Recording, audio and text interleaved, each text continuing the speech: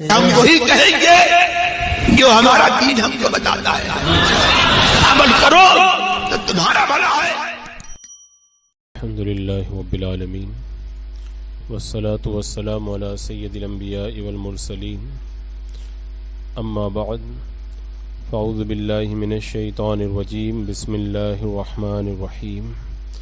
ان اللہ وملائکتہ یصلون علی النبی یا ایہا الذین آمنوا صلوا علیہ وسلموا تسلیما۔ اللہم صلی علی سیدنا وشفیعنا وحبیبنا ومولانا محمد وبارک وسلم، صلاۃ و سلام علیک یا رسول اللہ صلی اللہ تعالی علیہ وسلم۔ جو آیت کریمہ تلاوت ہوئی تھی کہ ان اللہ یأمر بالعدل والاحسان وایتاء ذی القربی، بے شک اللہ حکم فرماتا ہے انصاف اور نیکی اور رشتہ داروں کے دینے کا۔ تو انصاف اور نیکی کے بارے میں کچھ ذکر ہوا۔ تیسرا حکم اللہ تبارک و تعالیٰ نے یہ دیا کہ رشتہ داروں کو دو۔ رشتہ داروں یعنی جو قریبی رشتہ دار ہیں ان کو ضرورت کی چیزیں مال وغیرہ دینے کا حکم اللہ تبارک و تعالیٰ نے عطا فرمایا۔ اب دینا یہ عام ہے، مال دینا یا ان کے لیے دعائے خیر کرنا، اور یہاں پہ ہر طرح کا رشتہ مراد ہے، چاہے وہ وارث ہوں یا غیر وارث ہوں یا محرم ہوں یا محرم نہ ہوں، سب کے ساتھ میں اچھا سلوک کرنے کا حکم دیا گیا اور فرمایا کہ رشتہ داروں کو دو۔ یعنی شوہر جو ہے وہ بیوی کا خرچہ اٹھائے، والدین جو ہے وہ اولاد کے اوپر جو خرچ ضروری ہے اس کا خیال رکھیں، اور والدین کا اگر خرچ خود والدین نہ اٹھا سکتے ہوں تو اولاد جو ہے ان کی خدمت کرے اور ان کا خرچہ اٹھائے۔ غریب رشتہ دار جو ہیں ان کا خیال رکھا جائے۔ اسی طرح جو بھی نسب کے اعتبار سے یا نسل کے اعتبار سے اور کسی بھی اعتبار سے کوئی تعلق اس کے ساتھ میں رکھتا ہو تو اس کو مال وغیرہ یا جس طرح بھی جو خدمت ہے وہ انجام دے۔ رشتہ داروں کے ساتھ میں اچھا سلوک کرنا اور صلہ رحمی کرنا، انہیں ضرورت کے وقت میں مال دینا، یہ بہت بڑی نیکی ہے۔ اللہ کے رسول صلی اللہ تعالی علیہ وسلم نے ارشاد فرمایا کہ تعلقات کو جوڑنا اور صلہ رحمی کرنا یعنی رشتہ داروں کے ساتھ میں اچھا سلوک کرنا یہ ایمان کی نشانی ہے۔ اور حضرت ابو ذر غفاری رضی اللہ تعالیٰ عنہ سے روایت ہے کہ میرے خلیل یعنی اللہ کے رسول صلی اللہ تعالیٰ علیہ وسلم نے مجھے وصیت کی کہ رشتہ داروں کے ساتھ میں اچھا سلوک کرو چاہے وہ تمہارے ساتھ میں بے رخی کرتے ہوں۔ یعنی ایسا نہیں کہ رشتہ دار اگر ہمارے ساتھ میں اچھا سلوک کریں تو ہم ان کے ساتھ اچھا سلوک کریں، نہیں، اگر وہ ہمارے ساتھ میں بے رخی بھی کریں تب بھی حکم یہی دیا کہ ہم ان کے ساتھ میں اچھا سلوک کریں۔ جب اللہ کے رسول صلی اللہ تعالیٰ علیہ وسلم مکہ سے ہجرت کر کے مدینہ منورہ تشریف لائے تو یہودیوں کے بہت بڑے عالم حضرت عبداللہ ابن سلام، یہ بعد میں مسلمان ہو گئے تھے، یہ کہتے ہیں کہ میں پہلی ملاقات کے لیے جب مسجد نبوی میں گیا تو اللہ کے رسول صلی اللہ تعالیٰ علیہ وسلم اپنے صحابہ کے درمیان تشریف فرما تھے، اور میں نے اللہ کے رسول علیہ السلام کی زبان مبارک سے جو سب سے پہلے کلمات سنے وہ کلمات یہ تھے۔ فرماتے ہیں کہ سب سے پہلے میں نے اللہ کے رسول علیہ السلام سے جو سنا وہ یہ تھا کہ سلام کو عام کرو، بھوکوں کو کھانا کھلاؤ، صلہ رحمی کرو یعنی رشتہ داروں کے ساتھ میں اچھا سلوک کرو، اور راتوں میں اٹھ کر کے نماز ادا کرو جب لوگ سو رہے ہوں یعنی تہجد کی نماز پڑھو، تو اسی طرح آسانی اور سلامتی کے ساتھ میں جنت میں داخل ہو جاؤ گے۔ یعنی اللہ کے رسول علیہ السلام نے سب سے پہلے میں نے آپ کی زبان مبارک سے یہ کلمات سنے، اسی وقت سے میرے دل کے اندر ایمان کی محبت پیدا ہو گئی تھی کہ اتنی پاکیزہ تعلیمات جو ہے وہ اس مذہب کے اندر موجود ہیں۔ اور ایک بات یہ بھی ہے، ایک ہم غریب کو صدقہ دیں اور ایک جو غریب رشتہ دار ہے اس کو دیں، دونوں میں بڑا فرق ہے۔ غریب کو دیں گے تو ایک ثواب ملے گا، اور جو قریبی رشتہ دار ہے اس کو دیں گے اگر وہ غریب ہے تو ہمیں ڈبل ثواب ملے گا۔ ایک تو صدقہ دینے کا ثواب اور دوسرا صلہ رحمی یعنی رشتہ داروں کے ساتھ اچھا سلوک کرنے کا ثواب. یہ دونوں ثواب جو ہے وہ ایسے بندے کو حاصل ہو جائیں گے. اور اللہ کے رسول علیہ السلام نے ارشاد فرمایا جو پسند کرے کہ اس کے رزق میں اضافہ ہو اور اس کی عمر جو ہے وہ لمبی ہو جائے تو اس کو چاہیے کہ رشتہ داروں کے ساتھ میں اچھا سلوک کرے, کیونکہ رشتہ داروں کے ساتھ میں اچھا سلوک کرنے سے رزق میں بھی اضافہ ہوتا ہے اور عمر میں بھی اضافہ ہوتا ہے. اور ایک حدیث پاک میں ہے اللہ کے رسول علیہ السلام نے ارشاد فرمایا کوئی ایسا عمل نہیں جس میں اللہ کی اطاعت کرنا صلہ رحمی سے جلد ثواب پانے کا موقع ہو. یعنی بندہ اور کوئی نیک کام کرتا ہے اس کا بھی اجر و ثواب ملتا ہے, لیکن رشتہ داروں کے ساتھ میں اچھا سلوک کرنا یہ ایسی نیکی ہے کہ اس کا ثواب اللہ تعالیٰ جو ہے وہ لیٹ نہیں دیتا, جلدی عطا فرما دیتا ہے. اور ایک حدیث پاک میں اللہ کے رسول علیہ السلام نے ارشاد فرمایا کہ قطع رحمی کرنا یعنی جو اپنے رشتہ داروں کے ساتھ اچھا سلوک نہ کرے وہ جنت میں داخل نہیں ہوگا. اور علماء کرام نے اسی لیے فرمایا جو رشتہ داروں کے ساتھ اچھا سلوک نہیں کرتا ہے آخرت میں تو اس کو عذاب ملے گا ہی, لیکن مرنے سے پہلے دنیا کے اندر بھی وہ عذاب کے اندر مبتلا ہوگا. آپ نے دیکھا ہوگا بہت سے لوگوں کو جو رشتہ داروں کو ستاتے رہے یا رشتہ داروں کے ساتھ میں جنہوں نے اچھا سلوک نہیں کیا تو دنیا کے اندر وہ قسم قسم کی آفتوں کے اندر مبتلا ہو گئے, اور جو اپنے رشتہ داروں کے ساتھ اچھا سلوک کرتے رہے آپ دیکھو گے ہمیشہ وہ خوشحال رہیں گے اور اللہ کی نعمتوں سے مالا مال ہوتے رہیں گے. آج کل عموماً دیکھا یہ جاتا ہے کہ لوگ دوستوں کا, اعزا اقربا, دوسرے لوگوں کا تو خیال رکھتے ہیں لیکن اپنے خاص جو رشتہ دار ہیں ان کو جو ہے وہ بھلا کر کے بیٹھ جاتے ہیں. اور خاص طور سے ہم نے دیکھا کہ ایک آدمی دوسرے کے ساتھ احسان کرتا ہے لیکن اپنے سگے بھائی کو جو ہے وہ نیچا دکھانے کی کوشش کرتا ہے.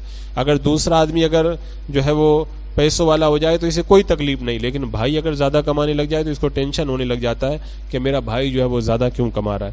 اور یہ بھی آپ نے دیکھا ہوگا کہ عام طور پر لوگ جو جادو ٹونے کے چکر میں پڑتے ہیں تو دوسروں کو تکلیف پہنچانے کے لیے کم اپنے قریبی رشتہ داروں کے خلاف زیادہ جادو والوں کے یہاں چکر لگاتے ہیں. تو آپ اندازہ لگائیں کہ رشتہ داروں کے ساتھ میں اچھا سلوک کرنے کا ہمیں اتنا حکم دیا گیا, اور جو اچھا سلوک نہ کرے فرمایا وہ جنت میں داخل نہیں ہوگا. اس کے باوجود بھی جو ہے وہ ہمارا رویہ یہ ہے اور اس کے بعد میں خود پریشان ہو جاتے ہیں. عام طور پہ آپ دیکھیں گے جو رشتہ داروں کے ساتھ اس طرح برا سلوک کرتے ہیں وہ بہت بڑی بڑی پریشانی میں مبتلا ہوتے ہیں, ان کا خود کا رزق تنگ ہو جاتا ہے اور بڑی پریشانیوں کا وہ شکار ہو کر کے ساری زندگی پریشان رہتے ہیں. اور بڑا تعجب ہوتا ہے جب سنتے ہیں, جیسے جو ہے وہ ایک صاحب کے بارے میں پتہ چلا کہ وہ بہت بڑی بیماری میں مبتلا ہو گئے. بولے کیوں؟ کا ٹینشن. کیسا ٹینشن؟ کا ٹینشن اس بات کا نہیں ہے کہ میرا کاروبار کیسا چل رہا, بولا ان کو ٹینشن یہ ہے کہ ان کا بھائی ان سے بہت آگے بڑھ گیا ہے. یہ آج کل عام وبا ہے اور عام جو ہے وہ یہ بیماری آج کل چلی ہوئی ہے.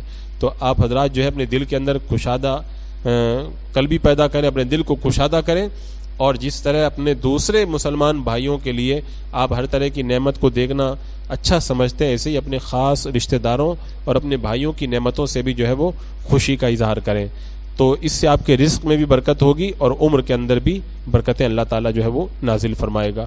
مجھے یاد آتا ہے میں نے کسی موقع پر کہیں پر یہ روایت پڑھی تھی, یہ واقعہ پڑھا تھا کہ ایک شخص جو ہے وہ بڑا امانت دار اور لوگ اس کے پاس میں امانتیں رکھتے, بڑا نیک اور پارسا تھا.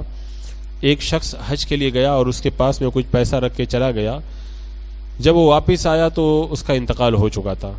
اب وہ آدمی بڑا پریشان ہوا کہ میں نے بہت سارا سامان اس کے پاس میں نے مال رکھ کے گیا تھا, وہ بندہ انتقال کر گیا, اب میں اپنا مال کیسے لوں؟ اب وہ علماء کرام کی بارگاہ میں گیا کہ کوئی راستہ بتائیے مجھے کہ میں اس امانت دار کے پاس میں امانت رکھ کے گیا تھا, میں نے اس کے گھر والوں سے سب سے معلوم کیا, وہ کسی کو کچھ بتا کے بھی نہیں گیا اور میرا بہت سارا مال ضائع ہو رہا ہے.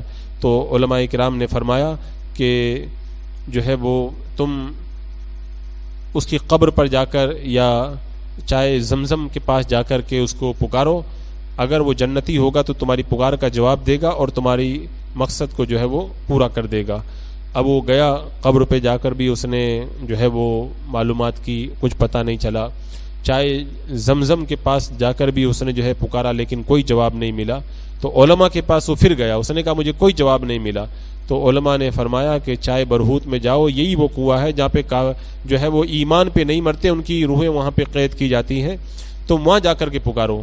اب وہ جا کر کے وہاں پہ پکارا تو اندر سے جواب آیا کہ تیری امانت جو ہے وہ فلاں جگہ میں نے رکھی ہے. اس نے کہا مجھے بڑا تعجب ہو رہا, تم اتنے نیک اور پارسا تھے اور تم اس کنویں کے اندر تمہاری روح قید ہے, آخر ماجرا کیا ہے؟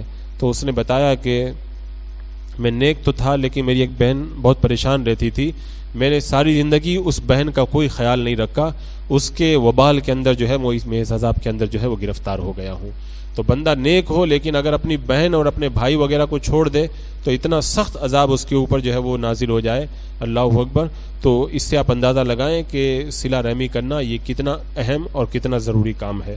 تو اللہ تبارک و تعالیٰ نے اس آیت کریمہ میں 3 باتوں کا حکم دیا تھا, عدل کا, احسان کا اور رشتہ داروں کے ساتھ میں حسن سلوک کرنے کا.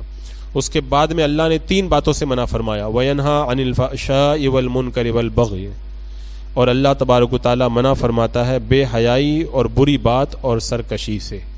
یعظکم لعلکم تذکرون, تمہیں نصیحت فرماتا ہے کہ تم دھیان دو.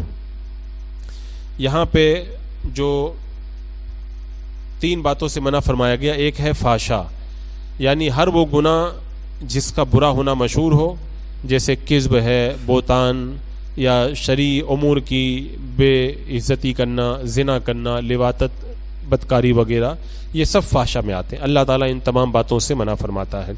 منکر یعنی اللہ تعالیٰ برائی سے روکتا ہے, یعنی وہ بری باتیں جنہیں جو ہے وہ اچھی طبیعتیں ناپسند کرتی ہیں, یا پھر منکر سے مراد وہ کام ہیں جو اللہ کے رسول علیہ السلام کی سنت میں سے نہ ہوں, یا اس سے مراد وہ کام ہیں جو اللہ تبارک و تعالیٰ کی ناراضگی کا سبب بنتے ہیں, تو اللہ تعالیٰ ان سے بھی منع فرماتا ہے. پھر بغی کے بارے میں فرمایا, یعنی لوگوں پر ظلم کرنا, زیادتی کرنا, ان کے عیب کے تجسس میں رہنا اور حق سے تجاوز کرنا, طعن و تشنیع کرنا. یہ 3 جو چیزیں یہاں پہ بیان کی گئی, ان کی تفصیل بڑی لمبی چوڑی ہے, علماء کرام نے اس میں بہت سارے چیزوں کو بیان کیا ہے. بہرحال یہ جتنی چیزیں ہیں ان تمام باتوں سے اللہ تبارک و تعالیٰ نے, 3 باتوں سے اللہ تعالیٰ نے منع فرمایا. تو 3 باتوں کا حکم دیا اور 3 باتوں سے اللہ تعالیٰ نے منع فرمایا. فرمایا یعظکم, اللہ تبارک و تعالیٰ تمہیں نصیحت کرتا ہے کہ کہیں تم دھیان دو. حضرت عبداللہ ابن مسعود رضی اللہ تعالیٰ عنہ فرماتے ہیں کہ قرآن مقدس میں ہر اچھائی اور برائی کو بیان کر دیا گیا, اور یہ وہ آیت کریمہ ہے جس آیت کریمہ کے اندر اللہ تبارک و تعالیٰ نے ان خصلتوں کو جمع فرما دیا ہے. اسی لیے اکثر جو جمعہ کے اندر خطبہ پڑھا جاتا ہے اس میں اخیر کے اندر اس آیت کریمہ کی تلاوت کی جاتی ہے. حضرت امام جلال الدین سیوطی رحمۃ اللہ تعالی علیہ بیان فرماتے ہیں کہ خطبہ میں اس آیت کریمہ کو سب سے پہلے حضرت عمر ابن عبدالعزیز رضی اللہ تعالیٰ عنہ نے شروع کیا تھا. اب حضرت عمر ابن عبدالعزیز سن ہجری 99 میں آپ کی خلافت کا آغاز ہوا, تو آپ جوڑ لیں 99 سے لے کے آج چل رہا ہے 1443, یعنی 1344 سال ہو گئے ہیں خطبے کے اندر یہ آیت کریمہ پڑھی جا رہی ہے. تو اتنی صدیاں 13 صدیاں گزر گئی اور یہ آیت کریمہ پڑھی جا رہی ہے. تو اس سے یہ نتیجہ نکلا کہ جو کام اللہ کے رسول علیہ السلام کے زمانے میں نہ ہو, خلفائے راشدین کے زمانے میں نہ ہو, لیکن اچھا ہو, بعد میں اگر کسی نے اس کو جاری کیا ہو تو وہ اگرچہ بدعت ہے لیکن وہ اچھی بدعت ہے. اسی وجہ سے علماء کرام نے اس بدعت کو قبول فرمایا اور آج تک اس کے اوپر عمل جاری ہے.